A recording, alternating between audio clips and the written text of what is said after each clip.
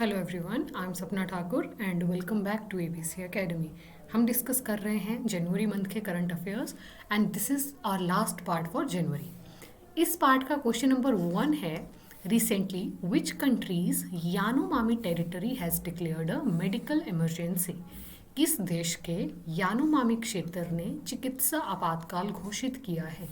हमारे ऑप्शंस हैं Sudan, Brazil, Namibia या फिर इजिप्ट। राइट आंसर हो जाएगा ब्राज़ील। ब्राज़ील में बहुत सारे बच्चों की डेथ हो रही थी due to malnutrition and illegal gold mining. इसी कारण से वहाँ पे हेल्थ इमरजेंसी घोषित की गई। यहाँ पे अगर हम ब्राज़ील देखें, इस एरिया में यहाँ पे जो जनजातीय लोग रहते हैं उनका नाम है यानोमामी। जगह का नाम भी यानोमामी है, ट्राइब का नाम भी यानोमामी है। उस ट्राइब में हेल्थ इमरजेंसी घोषित की गई है। This is Brazil. Brazil country की अगर हम बात करें तो ब्राज़ील की राजधानी है ब्राज़ीलिया। प्रेसिडेंट का नाम है लूला डा सिल्वा। लूला के नाम से he is more famous. Brazil जो है दक्षिण अमेरिका की सबसे बड़ी कंट्री है। ये दक्षिण अमेरिका का मैप है। मैप पे भी आप देख सकते हैं एक ही कंट्री है जो इतना बड़ा जो एरिया है वो कवर कर रही है। ठीक है जी। इसी के साथ साथ this is 5th largest in the world, विश्व की 5वीं सबसे बड़ा देश। यहाँ पर ही दक्षिण अमेरिका महाद्वीप में ही दुनिया की सबसे बड़ी नदी जो है Amazon river which is largest in the world बहती है। घास के मैदान बहुत इंपॉर्टेंट होते हैं। ग्रासलैंड्स 2 प्रकार के होते हैं, ट्रॉपिकल एंड टेम्परेट। ट्रॉपिकल की बात करें तो सेल्वास एंड कंपोस। ब्राज़ील में यहाँ पे इस तरफ को हमें मिलेंगे, उनका नाम है सेल्वास। नीचे वाली तरफ को मिलेंगे, उनका नाम है कंपोस। और इस तरह से जो घास के मैदान हैं इनका नाम होगा पंपास। पंपास बहुत बार क्वेश्चन में पूछा जाता है। लास्ट पॉइंट क्या है? साउथ अमेरिका में ब्राज़ील देश का हर देश के साथ बॉर्डर टच होता है सिवाय 2 देशों के, और वो 2 देश हैं इक्वाडोर और चिले। ये कंट्री है चिले ऊपर से नीचे तक। बाकी सब देशों की जो सीमा है वो ब्राज़ील के साथ टच होती है, सिर्फ 2 देशों की नहीं होती। इसके अलावा 2 और क्वेश्चन हैं हमारे जो साउथ अमेरिका से बनते हैं। इस बार एचएस में पूछा गया था साउथ अमेरिका की 2 land locked countries. Land locked countries वो होती हैं जिनके चारों तरफ भूमि हो, जैसे कि बोलीविया, चारों तरफ को इसके कंट्रीज है। दूसरी लैंड लॉक कंट्री थी पराग्वे, इसके भी चारों तरफ को भूमि है। तो साउथ अमेरिका में 2 लैंड लॉक्ड कंट्रीज थी, Bolivia and Paraguay. Last point, यहाँ पे इक्वाडोर की जो राजधानी है वो है क्विटो। क्विटो विश्वत्रेख जो कि इक्वेटर है, हमारी इक्वेटर के सबसे निकट स्थित कैपिटल है। This is Quito, capital of Ecuador. चलिए next question, when is international education day celebrated? अंतर्राष्ट्रीय शिक्षा दिवस कब मनाया जाता है? हमारा ऑप्शन है 11 नवंबर, 23 जनवरी, 24 जनवरी या फिर 8 मार्च। Right answer is 24 January. This is very important क्योंकि ये काफ़ी रिसेंट है। अभी कौन सा वाला 5th इंटरनेशनल एजुकेशन डे मनाया जा रहा है। शुरू कब हुआ था? 3 दिसंबर 2018 को यूएन जनरल असेंबली ने 24 जनवरी को हर वर्ष एजुकेशन डे मनाया जाएगा ये शुरू किया था। ठीक है जी। हर वर्ष अलग अलग थीम होती है। इस वर्ष की है to invest in people, prioritise education. 24 जनवरी को और भी बहुत सारे दिवस होते हैं, जैसे कि राष्ट्रीय बालिका दिवस, नेशनल गर्ल चाइल्ड डे। इसके अलावा 24 जनवरी को ही मनाया जाता है यूपी फाउंडेशन डे। अगर 23 जनवरी की अगर हम बात करें, 23 जनवरी को कौन सा दिवस मनाया जाता है? प्रीवियस वीडियो में हम डिस्कस कर चुके हैं। 23 जनवरी को मनाया जाता है पराक्रम दिवस। पराक्रम दिवस सुभाष चंद्र बोस जी के जन्मदिन पर मनाया जाता है। अगर आपसे पूछें राष्ट्रीय शिक्षा दिवस, नेशनल एजुकेशन डे, तो हमारा आंसर होगा 11 नवंबर। क्यों मनाया जाता है? क्योंकि 11 नवंबर को भारत के प्रथम शिक्षा मंत्री मौलाना अबुल कलाम आज़ाद जी का जन्म हुआ था, तो उनके सम्मान में प्रतिवर्ष मनाया जाता है राष्ट्रीय एजुकेशन डे। एजुकेशन की बात करें, एजुकेशन जो है कौन सी सूची में आता है? तो समवर्ती सूची में आता है, कंकरेंट लिस्ट में आता है।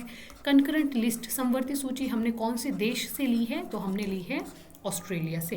कंकरेंट लिस्ट में, समवर्ती सूची में कितने विषय हैं? 52 विषय हैं। लास्ट क्वेश्चन, क्या एजुकेशन हमेशा से ही इसी सूची में था? तो हमारा आंसर हो जाएगा नो। 42nd संशोधन अधिनियम 1976, 42nd अमेंडमेंट एक्ट ऑफ 1976 के द्वारा एजुकेशन को ऐड किया गया था कंकरेंट लिस्ट में। ठीक है जी, नेक्स्ट क्वेश्चन देखते हैं। Which state targets to be first green energy state by 2025? 2025 तक पहला हरित ऊर्जा राज्य बनने का लक्ष्य कौन सा राज्य रखता है? हमारे ऑप्शंस हैं गोवा, महाराष्ट्र, हिमाचल प्रदेश, सिक्किम। राइट आंसर हो जाएगा हिमाचल प्रदेश। ये क्वेश्चन पक्का ही आपसे किसी ना किसी एग्जाम में पूछा जाएगा। देखिए, नई सरकार चुन के आई है तो नई सरकार बहुत सारे नए नए अपने पॉलिसीज लेके आते हैं। उन्हीं में से ही एक पॉलिसी है 2025 तक ग्रीन एनर्जी स्टेट बनाने की हिमाचल को। ये पहली भारत की ग्रीन एनर्जी स्टेट कहलाएगी। एचपी की अगर हम बात करें, 25 जनवरी को मनाया जाता है स्टेटहुड डे। 2023 में किस नंबर का था? तो 53rd था। 15 अप्रैल को क्या मनाया जाता है? हिमाचल डे। क्यों? क्योंकि 15 अप्रैल 1948 को एचपी जो है भारतीय संघ में शामिल हो गया था, इंडियन यूनियन में वो मर्ज हो गया था। और 25 जनवरी 1971 को एचपी को पूर्ण राज्य का दर्जा मिला था और वो भारत का 18th राज्य बना था। अगर आप एचपी के एग्ज़ाम की तैयारी करते हैं, ये सारी चीज़ें आपको वैसे ही पता होंगी। अगर इनमें से आपको कुछ नहीं पता है तो मतलब तैयारी में थोड़ी सी कमी है। फिर जल्दी से देख लेते हैं एक बार। रिवर्स सतलुज, ब्यास, रावी, चेनाब और यमुना। जनजातियों की बात करें तो सबसे पहले लिखा हुआ है हाटी समुदाय। हाटी समुदाय को लास्ट ईयर ही ट्राइबल का दर्जा दिया गया। इनके अलावा गद्दी, गुज्जर, खंपा, पंगवाल आदि। डांसेस, कयांग किन्नौर का बहुत फेमस डांस है। इनके अलावा झूरी, झांझर, दांडी, शांत, शुंटो एक्सेट्रा। मंदिरों की अगर हम बात करें, हरिराय चंबा का मंदिर है, भीमा काली इस दिन शिमला, लक्ष्मी नारायण चंबा, मरिकुला लाहौल स्पीति और हिडिंबा हो जाएगा आपका कुल्लू में। मंदिरों के साथ साथ इनकी शैलियाँ भी बहुत इंपॉर्टेंट है। जैसे हिडिंबा की सभी को ही पता होती है कि पगोड़ा शैली है, और मरिकुला की जो शैली है that is paint roof. Paint roof का बेस्ट एग्जाम्पल माना जाता है मरिकुला को। दर्रों की अगर हम बात करें, पादरी, प्रांगला, बारालाचा, कुंजुम, चोंग शकाव, छोबिया दर्रा आदि। और लास्ट में लिखा है मेले, जैसे सूही फेयर हो गया, लोसर, गोची, सॉरी नॉट मेले बट त्योहार, गोची, Pauri, Phagli, फुलेज, स्कोडी, Shontu etcetera. Next question is on which day 21 islands of Andaman and Nicobar were named on Paramvir चक्र अवार्डीज? किस दिन अंडमान और निकोबार के 21 द्वीपों का नाम परमवीर चक्र पुरस्कार विजेताओं पर रखा गया था? देखिए, 21 याद रखना आपके लिए बहुत इंपॉर्टेंट है। ये भी किसी पेपर में पूछ लेंगे कि कितने द्वीपों का नाम बदला गया, तो हमारा आंसर होगा 21। हमारे ऑप्शंस क्या हैं? 12 जनवरी, 23 जनवरी, 24 जनवरी या फिर 30 जनवरी। तो राइट आंसर हो जाएगा 23 जनवरी। अभी अभी हमने डिस्कस किया, पराक्रम दिवस सुभाष चंद्र बोस जी के बर्थ एनिवर्सरी पर मनाया जाता है और इन 21 लोगों के नाम पर आइलैंड्स के नाम रखे गए। 21 ही क्यों हुआ? क्योंकि अभी तक 21 लोगों को मिला है परमवीर चक्र। इनमें से एचपी के 4 लोग हैं, हमारे लिए बहुत ही गर्व और सम्मान की बात है। प्रथम परमवीर चक्र विजेता भी एचपी के ही थे, मेजर सोमनाथ शर्मा जी। इनके अलावा lieutenant colonel Dhan Singh Thapa, captain Vikram Batra and सूबेदार मेजर संजय कुमार, ये 4 व्यक्ति एचपी के हैं। और इनके अलावा ये मैंने आपको बता दिया, major Somnath Sharma was the first person to win Paramvir Chakra. Next question देखते हैं, when is national voters day celebrated? राष्ट्रीय मतदाता दिवस कब मनाया जाता है? हमारे ऑप्शंस हैं 23 जनवरी, 26 जनवरी, 25 जनवरी या फिर 30 जनवरी। राइट आंसर हो जाएगा 25 जनवरी। देखिए, ये जो डेज होते हैं इनको याद करने का बेस्ट तरीका यही है कि आप उसका रीज़न याद करें कि अगर इसी दिन मनाया जाता है तो इस दिन क्यों मनाया जाता है। अगर आप क्यों याद करेंगे तो फिर आपको डेट इजीली याद हो जाएगी। जैसे कि 25 जनवरी 1950 को election commission of India, Bharat के निर्वाचन आयोग का गठन हुआ था, इसीलिए 25 जनवरी को हर वर्ष मनाया जाता है मतदाता दिवस। 2023 के लिए क्या थीम है? Nothing like voting, I vote for sure. Election commission, निर्वाचन आयोग जो है वो एक कॉन्स्टिट्यूशनल बॉडी है, संवैधानिक निकाय है। आर्टिकल्स 324 से लेके 329 तक सभी के सभी इससे बात करते हैं, इसके रिलेटेड हैं। भारत में जो है एक होते हैं चीफ इलेक्शन कमिश्नर और दो होते हैं इलेक्शन कमिश्नर। यही इलेक्शन कमिश्नर आगे जाके चीफ इलेक्शन कमिश्नर बनते हैं। भारत के वर्तमान में चीफ इलेक्शन कमिश्नर कौन है? मिस्टर राजीव कुमार। ये है मिस्टर राजीव कुमार। और इलेक्शन कमिश्नर जैसे कि मैंने आपको बोला दो होंगे, तो दो हैं mister Anup Chandra Pande ji and mister Arun Goyal. पहले चीफ इलेक्शन कमिश्नर कौन थे?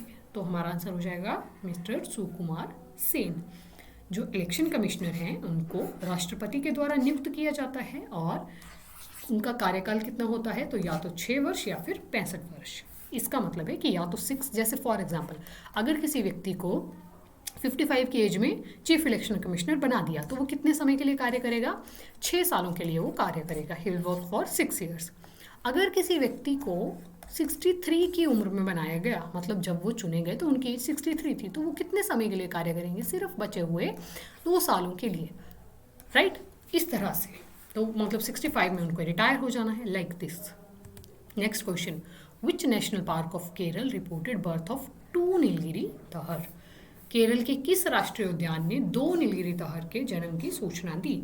इसलिए इंपॉर्टेंट है क्योंकि काफ़ी एंडेंजर्ड स्पीशीज है और अगर किन्हीं का जन्म हो रहा है तो वो ऑब्वियसली न्यूज़ में आएगा। सभी के सभी कहाँ के नेशनल पार्क हैं? केरल के नेशनल पार्क हैं। मथिकेतन, पेरियार, इराविकुलम या फिर साइलेंट वैली।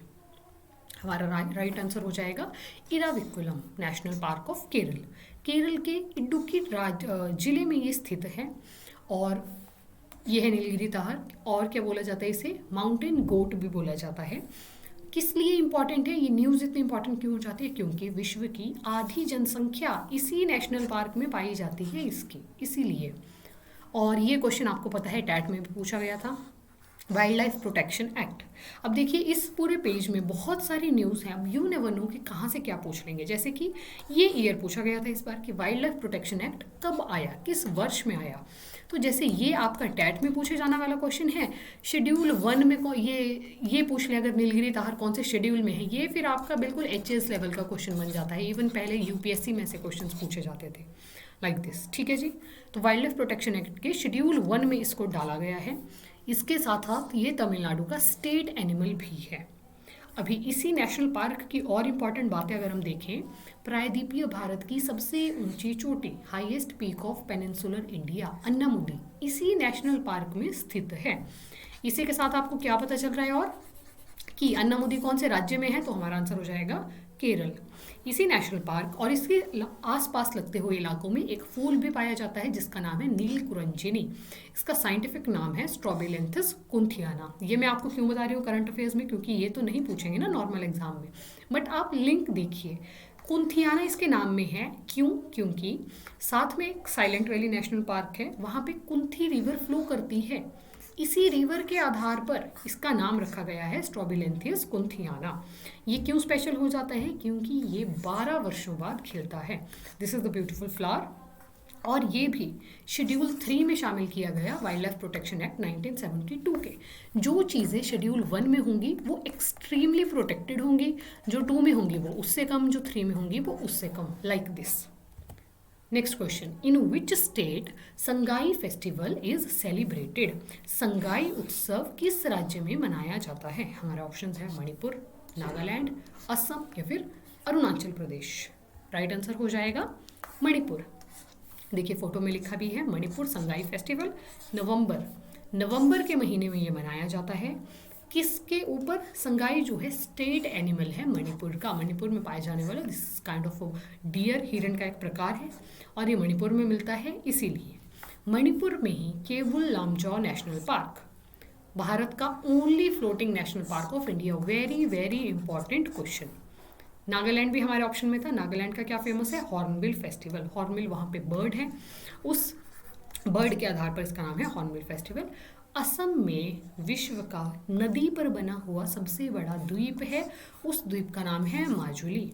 आई रिमेंबर 2020 के फरवरी के महीने में जो लाइड का पेपर हुआ था उसमें ये किसी सीरीज में फर्स्ट क्वेश्चन था। ब्रह्मपुत्र नदी पर बने हुए द्वीप का नाम पूछा गया था और उसका आंसर होना था माजुली। विश्व का सबसे बड़ा नदी पर बना हुआ द्वीप है। इसको इंग्लिश में बोला जाता है लार्जेस्ट रिवर राइन आइलैंड, जो नदी पर बना। ठीक है जी। एक और चीज़ जो मैं आपसे डिस्कस करना चाह रही हूँ, अगर आपसे कोई पूछे कि माउंट मणिपुर नेशनल पार्क कहाँ है, तो अगर आपने नहीं पढ़ा है तो आप बेस्ट एग्जाम्पल क्या लगाएंगे, बेस्ट तुक्का क्या लगाएंगे आप, Manipur. But this is wrong. Manipur national park कहाँ पर है, अंडमान निकोबार में है।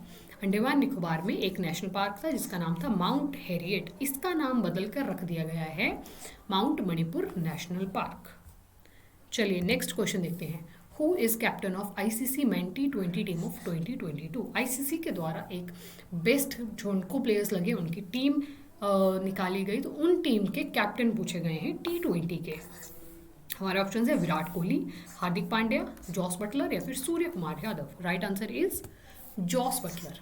देखिए ये वाली है T20 वाली टीम, जॉस बटलर उसके कैप्टन बनाए गए हैं। इंग्लैंड के ये वैसे क्रिकेटर हैं। और अगर ओडीआई टीम के अगर कैप्टन पूछें तो बाबर आजम ऑफ पाकिस्तान। इसी के साथ ही T20 वाली में हमारे 3 प्लेयर्स हैं, विराट कोहली, सूर्य कुमार यादव एंड हार्दिक पांड्या। चलिए नेक्स्ट क्वेश्चन देखते हैं। Chris Hipkins has been recently appointed prime minister of which country? Chris Hipkins को हाल ही में किस देश का प्रधानमंत्री नियुक्त किया गया है? काफ़ी रिसेंट न्यूज़ में से क्वेश्चन। हमारे ऑप्शन है यूएसए, ऑस्ट्रेलिया, न्यूजीलैंड या फिर इंग्लैंड। राइट आंसर हो जाएगा हमारा न्यूजीलैंड। न्यूजीलैंड की ये पहले प्राइम मिनिस्टर थी जेसिंडा अर्डन, बहुत फेमस, बहुत अच्छी prime minister I would say.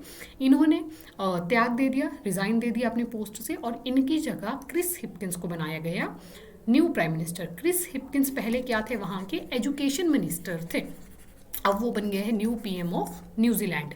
New Zealand की कैपिटल क्या है, वेलिंगटन। और न्यूजीलैंड ये देखिए 2 द्वीप समूह हैं यहाँ पे, नॉर्थ आइलैंड और साउथ आइलैंड। इन दोनों के बीच में यहाँ पे एक जल संधि है जिसका नाम है कुक स्ट्रेट। और यहाँ की जो सबसे ऊंची माउंटेन है उसका नाम भी है mount cook, highest mountain of New Zealand.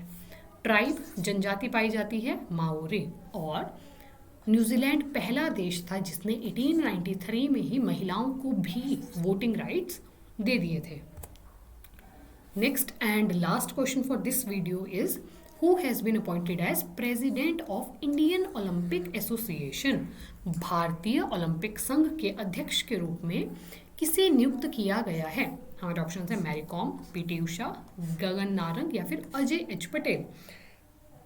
हमारा आंसर हो जाएगा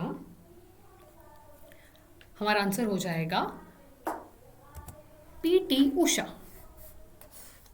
हमारे लिए गर्व की बात है कि ये फर्स्ट वीमेन है to hold the post. Kerala में इनका जन्म हुआ था 27 जून 1964 को। इन्हें queen of Indian track and field बोला जाता है। इसके साथ साथ ये राज्यसभा मेंबर भी हैं। राष्ट्रपति ने इन्हें राज्यसभा में नॉमिनेट किया है। 1985 में इन्हें पद्मश्री से सम्मानित किया गया था। ये हैं पीटी उषा जी। एक बार मैं राज्यसभा के सदस्यों की अगर आपसे बात करूं, 12 सदस्य राज्यसभा में प्रेसिडेंट के द्वारा नॉमिनेट किए जाते हैं। क्या लोकसभा में भी सदस्य नॉमिनेट किए जाते हैं? तो हमारा आंसर हो जाएगा नो। पहले वहाँ पे 2 एंग्लो इंडियंस को नॉमिनेट किया जाता था, परंतु 104 अमेंडमेंट एक्ट ऑफ 2019 से इस रिजर्वेशन को हटा दिया गया। तो लोकसभा में अभी कोई भी मनोनीत सदस्य नहीं होते। राज्यसभा में कितने होते हैं? 12 सदस्य होते हैं। This was all for this video. इसी के साथ साथ ही हमारी एकेडमी में टैट की एडमिशन्स शुरू हो चुकी हैं। इंटरेस्टेड कैंडिडेट्स इस नंबर पर हमें कॉन्टैक्ट कर सकते हैं। अगर आपको हमारी वीडियो अच्छी लगे, do subscribe our channel. Thank you so much for watching.